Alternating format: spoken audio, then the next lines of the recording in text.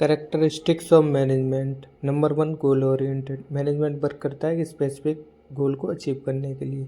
Pervasive, it is a universal in all levels, economic, social, business. Number three, multi dimensional. Management of work, completing tasks efficiently. Management of people, guiding and motivating employees. Management of operation, managing production and business process. Number four, continuous process. It is a never ending process. Number five, group activity. It involves coordinating and efforts of different people. Number six, dynamic function. Adapt all changes in environment. Number seven, intangible. We can not see and touch, लेकिन इसका impact organisation performance में दिखता है।